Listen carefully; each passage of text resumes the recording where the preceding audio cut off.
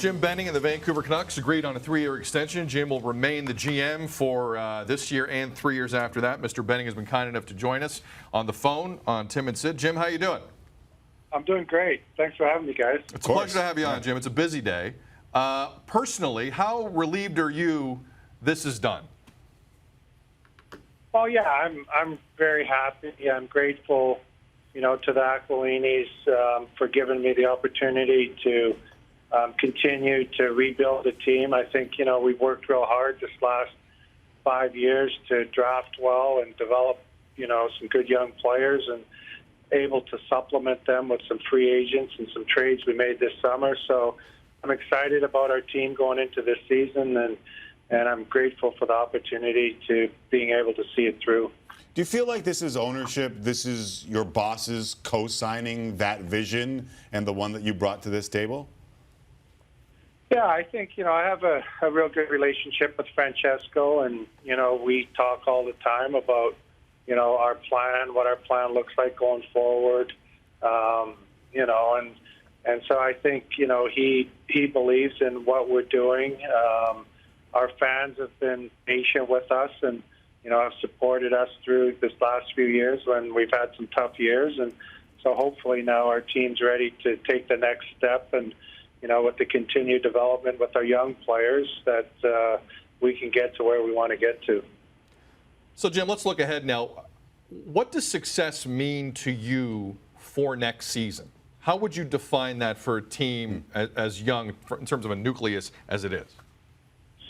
Well, like last year, we were, up till coming out of the All-Star break there, we were competitive for a playoff spot. We competed, and then the last 20 games, we had some injuries, and, we didn't, down the stretch, we didn't play well enough to get in. So my hope is this year with the players that, we've signed and traded for, that last 20 games that we're competitive for a playoff spot, and they can help our young players to keep getting better and improve. And I think if that happens, then we have a chance to, compete all 82 games, and hopefully at the end of it, we're in the playoffs. It's always tough talking expectations without talking about Brock Boeser. Do you have any update on the situation with your budding star? No, but I've been in, contact with Ben Hankinson, his agent, and, we're hoping to get something figured out here before camp. So I'm going to continue to talk to him, and hopefully we can find some common ground and get something done. We were talking about the shift in the league and the amount of money and term being given to RFAs, which is seemingly hurting some of the teams that draft and develop well. You guys have been able to do that pretty well under your watch. You're not quite there yet, but do you believe this will be a big challenge moving forward, being able to retain these young stars that you guys have been able to accrue?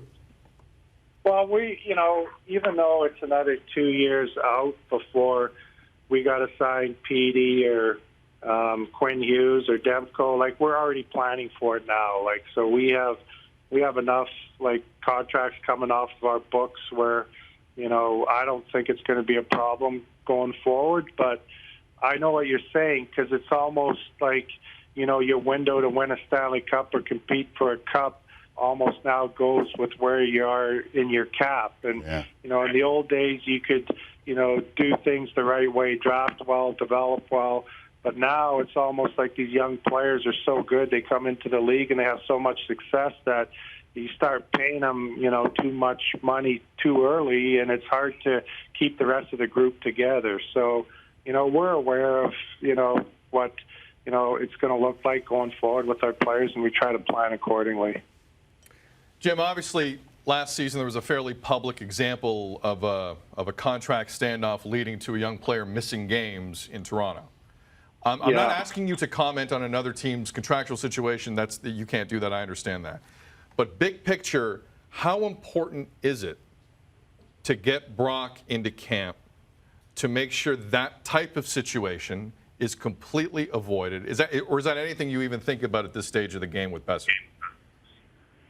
Well, we want to get something accomplished and get him signed before training camp starts. I think, with any player, it's hard when you miss training camp because, it's hard to start back up a month into the season when, everybody's been playing for a month and they got their timing. And so, I think, and if you look over the course of history, like there's been some good players through the years that have missed camp, and it reflects on their season when they come back. So, that's not what we're thinking. We'd like to try to get something figured out with Brock so he's here at the start of camp.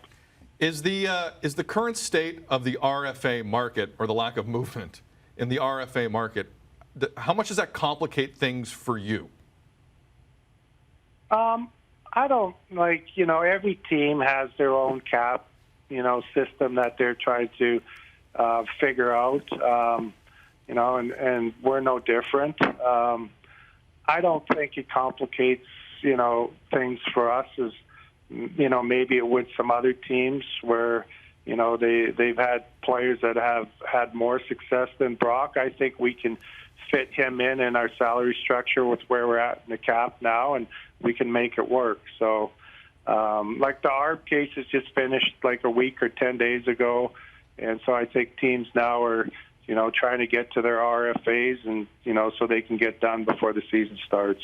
Understood. Listen, there's always a vocal minority that hates everything. We get it. We hear from them a lot. Do you ever worry? We were talking about your extension. There are people writing in, offering up their opinions, strong, weak, whatever in between. Do you ever worry about your public perception from the fans of your team? Well, you obviously want your fans to be happy. I think our fans, they understand where we're at and what we're trying to do to get to where we want to be. So, nobody wants to hear stuff that's negative, but, I think it's part of having the position, and, we have work to do, and we concentrate on doing the work and to try to make the team better, and that's the way, I kind of go about my business. What's the one thing that you think that maybe they don't consider enough when you feel you're trending the right way? Well, I feel we're going in the right direction. Like, I think, since we took over 5 years ago, I think we've drafted well. We've got a new group of core players that are going to lead this team for a long time. We've tried to supplement them with, some players that can help them develop and stuff. So, like signing Michael Ferland, 27 years old, trading for JT Miller, who we think, is going to play in our top six. So I think, we're going in the right direction. It's hard in this business to acquire players to, and especially where we were with, when we started, we had an older post-Apex team, and, we've tried to turn the team over, and, we've done that now. And so hopefully, we can take that next step and be a competitive team here going forward. Jim, Elias Pettersson. I know you love the kid, but did you see that coming? Honestly? Well, we, in his draft year, we thought, like, skill-wise, he could be one of the most skilled players in his draft class, but I don't think anybody's seen it coming that he was going to be so good so fast. Like, he's such a smart player. His ability to read the game, to buy time, with the puck to make plays, and he's got a terrific release on his shot. So I don't think anybody knew that he was going to make the transition that easy and that fast, but we're glad he did. And yeah, no doubt. And a lot of your fans are as well. And one last thing before I let you go. Quinn Hughes, we all got a little taste last year at the end of the season. What kind of an off season has he had? What are your feelings about him going to camp here in a couple of weeks? Well, we're excited, that we're going to have him for a full season. We got, kind of a glimpse in the 5 games he played, what he's capable of, and he's a dynamic skater, and so I'm looking forward to him coming into training camp this year and having him for the whole season, and hopefully, he can just keep going from where he took off that last 5 games, because I thought, like, in all the games he played at the end of last year, like, he was, his ability to get back and transition the puck out of our own end, to jump up in the plays, almost like a fourth forward. So I'm super excited to see what he can do over the course of 82 games. I think that's the beauty of the team that you guys are icing next year, is that a lot of people are super excited about what they're going to see, and never mind bringing the Sedins back. We know it's a big year for you. It's been a busy day. Really appreciate it. I want one more, because we've been asking a ridiculous question all day of all the people that have joined us on the show. If you could pick one flavor of potato chip outside of regular, what is your go-to potato chip if indeed you consume potato chips? It's an important question, Jim. I would say dill pickle. Oh, like this. solid pick. Let's go. Let's go. That was third on Six Arrows list. No, but rising quickly. Jim, we know it's been a busy day. We appreciate the time. Best of luck with Brock and getting the rest of the crew together before camp. We appreciate it. Thank you. Thanks for having me, guys.